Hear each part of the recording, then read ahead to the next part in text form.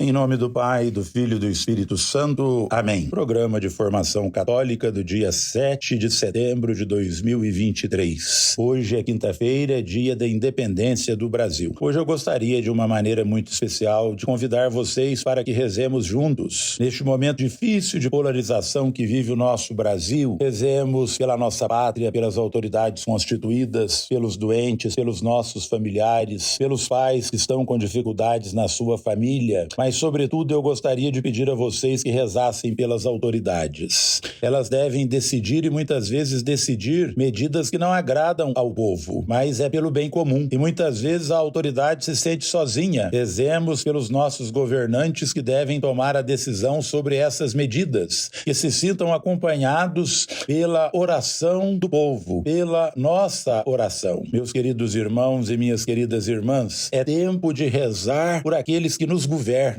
para que tomem decisões que sejam sábias em favor do povo. Para o cristão, é uma obrigação envolver-se na política. Nós, cristãos, não podemos fazer como Pilatos, que lavou as mãos diante da condenação injusta de Jesus. Nós não podemos. Esse envolver-se com a política não significa apenas se coligar a um partido político para se tornar candidato a algum cargo público. Política é muito mais do que isso. A política é uma das formas mais altas da caridade, porque busca o bem comum. Por isso os cristãos leigos não estão isentos de envolver-se na política. Mais diretamente, pelo contrário, eles devem envolver-se, devem trabalhar na política e pela política. Trabalhar pelo bem comum é um dever do cristão batizado. O Catecismo da Igreja Católica aponta para outro dever do cidadão frente à política: colaborar com os poderes instituídos para o bem da sociedade. Assim, os cidadãos devem reconhecer, respeitar e se submeterem às autoridades legítimas. Com relação à submissão, a Epístola de Romanos nos traz uma orientação: cada qual seja submisso às autoridades constituídas, porque não há autoridade que não venha de Deus. As que foram instituídas por Deus, as que existem foram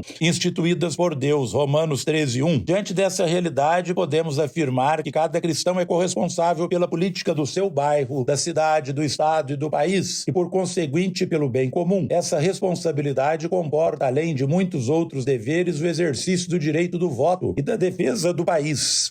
Defender o país significa votar bem, com consciência e segundo os princípios morais. O cristão não deve rechaçar o político, mas colaborar para com ele, estabelecer uma relação de parceria, de alguém que cobra e que se mostra presente. O cidadão cristão deve, acima de tudo, rezar pelos políticos e não aceitar, em hipótese nenhuma, o enfraquecimento da moral cristã por parte dos representantes do povo. E a obediência às autoridades políticas legitimamente constituídas seja um dever de todos os cidadãos, disso não se tem dúvida. Contudo, essa obediência não pode ser vivida cegamente, isso seria um grande perigo. A Igreja tem uma posição bastante contundente para aqueles casos em que são criadas prescrições contrárias às exigências de ordem moral, aos direitos fundamentais das pessoas ou aos ensinamentos do Evangelho. Nesse caso, o cristão não pode não as seguir, mas está obrigado a não segui-las. Em suma, a obediência deve estar sempre pautada pela moral do Evangelho. É justamente por isso que faz parte da missão da Igreja pronunciar um juízo moral, mesmo acerca das realidades que dizem respeito à ordem política, sempre que os direitos fundamentais da pessoa ou a salvação das almas o exigirem. Em primeiro lugar, a comunidade política tem o dever de honrar a família, protegendo essa fundamental instituição para a sociedade. Além disso, a classe política deve esmerar-se para garantir a liberdade que o indivíduo tem em fundar um lar, ter filhos e educá-los de acordo com as suas próprias convicções morais e religiosas. Outro aspecto essencial que a comunidade política deve promover é a liberdade individual de professar a fé. Os pais têm o direito de transmitir a sua fé e educar nela os seus filhos com os meios e as instituições necessárias. Deve respeitar também o direito à propriedade privada e a liberdade de obter um trabalho, sem falar do direito aos cuidados médicos e à assistência à segurança pública. Bom, todas as orientações que a Igreja Católica dá aos seus fiéis na esfera política é clara e direta. Caso essas orientações não encontrem consonâncias com a realidade, é preciso que cada cristão se questione seriamente: o que pode ter acontecido? Em que ponto da ferrovia o trem se descarrilhou? Por que a política está desse jeito tão suja? O Papa Francisco, por meio de um questionamento, dá-nos uma preciosa pista. Não será porque os cristãos se envolveram na política sem espírito evangélico? Quero finalizar o programa sem resposta a essa pergunta do Papa Francisco. Aproveito no dia Dia da Independência do Brasil para lançar duas perguntas bem provocadoras. Que tipo de cristão nós estamos sendo na política? Estamos elegendo políticos que se comportem e se comprometem em defender a moral e os bons costumes? Considero que vocês possam rezar, acima de tudo, pelos nossos homens públicos, para que não procurem o seu bem próprio, mas sirvam ao povo brasileiro. Ave Maria, cheia de graça, o Senhor é convosco, bendita sois vós entre as mulheres, e bendito é o fruto do vosso ventre, Jesus.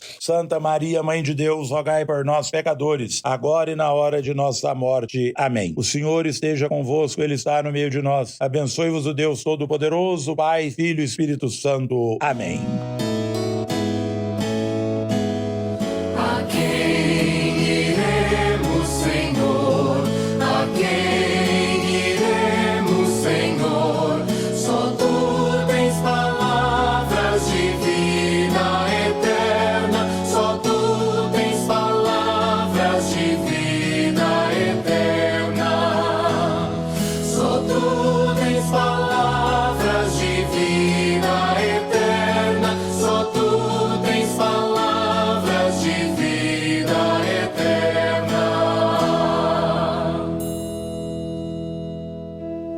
Bendirei o Senhor Deus em todo tempo, seu louvor estará sempre em minha boca. Minha alma se gloria no Senhor, que ouçam os humildes e se alegrem. A quem iremos, Senhor? A quem iremos, Senhor? Só tu tens palavras de vida eterna. Só tu tens palavras de vida eterna. Só tu tens palavras de vida eterna. Só tu tens palavras de vida eterna. Comigo engrandecei ao Senhor Deus, exaltemos todos juntos o seu nome. Todas as vezes que o busquei, ele me ouviu, e de todos os temores me livrou. A quem iremos, Senhor? A quem iremos, Senhor? Só tu tens palavras de vida eterna. Só tu tens palavras de vida